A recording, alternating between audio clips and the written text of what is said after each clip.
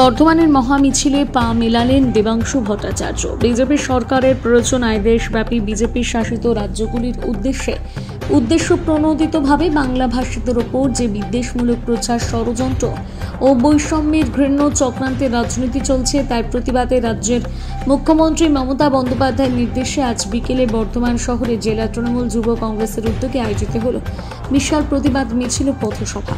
এদিন শহর বর্ধমানের টাউন হল থেকে মিছিল শুরু করে মিছিল শেষ হয় রাজবাড়ী উত্তর ফটক মোড়ে।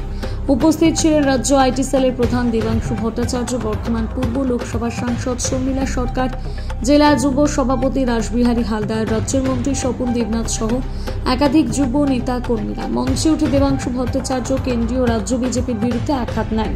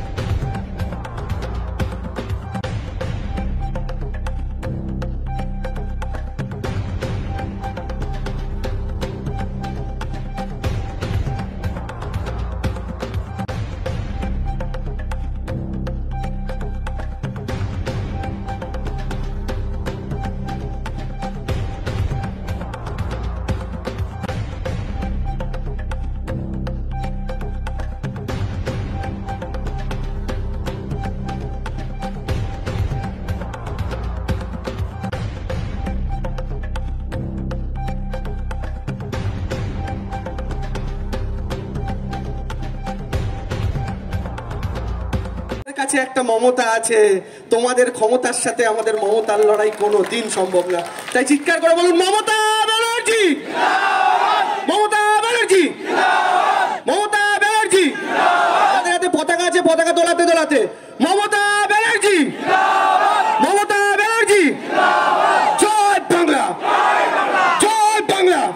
বর্তমান জেলা তৃণমূল যুব কংগ্রেসের উদ্যোগে আজকের এই মিছিলের উদ্দেশ্য আপনারা জানেন। আমাদের মাননীয় মুখ্যমন্ত্রী মমতা বন্দ্যোপাধ্যায়, নেতা অভিষেক বন্দ্যোপাধ্যায় নির্দেশ দিয়েছিলেন যে আমাদের বাঙালিদের উপর যেভাবে বিজেপি শাসিত রাজ্যে অত্যাচার চলছে, যে বিদ্বেষমূলক আচরণ চলছে, তারই প্রতিবাদে পূর্ব বর্ধমান জেলা তৃণমূল যুব কংগ্রেসের আজকে মিছিল, যার নিজের রেকর্ড নিজেই ভাঙা হয়েছে। এই মিছিলে আমরা মিছিল করেছি, বিগত দিনের সমস্ত রেকর্ড ভেঙে এবারে 1 লক্ষের কাছাকাছি মানুষ আজকে মিছিলে উপস্থিত হয়েছে। শুভেন্দুবাবুদের বাঙালি অবাঙালি তো বোঝানোর আমাদের কিছু নেই, আমাদের কাছে সবাই সমান। আমাদের রাজ্যে কেউ নিপীড়িত হয় না, প্রচুর ভাষাভাষীর মানুষ আছে, বাংলা, অবাঙালি, বিহারি। পশ্চিমবঙ্গ থেকে 22 লাখ লোক বাইরে কাজ করতে যায়, কিন্তু পশ্চিমবঙ্গে বাইরের রাজ্য থেকে 1.5 কোটি লোক কাজ করতে আসে। বাংলার তো 1.5 কোটি লোক কোথাও অত্যাচারিত হয় না যারা বাইরে থেকে আসছে, ম্যাক্সিমাম বিজেপি শাসিত রাজ্য থেকে, ইউপি, বিহার, মহারাষ্ট্র, গুজরাট। কিন্তু বাংলার যে 22 লাখ লোক বাইরে আছে তারা কেন অত্যাচারিত হবে? এই উত্তরটা দিন, এই উত্তরটা দিন। কেন্দ্রীয় সরকারের পয়সায় সর্দার বল্লভভাই প্যাটেলের 3000 কোটি মূর্তি গুজরাটে বানালেন, খুব ভালো কথা। উনি গুজরাটি মনীষী, স্বাধীনতায় রোল আছে, সব ঠিক আছে, কিন্তু নেতাজি সুভাষচন্দ্র বসুর একটা মূর্তি কেন বানালেন না দিল্লি বা পশ্চিমবঙ্গের বুকে বাঙালি বলে? পশ্চিমবঙ্গ থেকে টি বোর্ড থেকে শুরু করে একের পর এক জায়গা কেন সরিয়ে নিয়ে যাচ্ছেন অন্য রাজ্যে? বাংলার জন্য আপনার 18টা সাংসদ, এখন 12টা সাংসদ কি এনেছে? বুলেট ট্রেন কেন বাংলায় না করে নিজের রাজ্য গুজরাটে করছেন?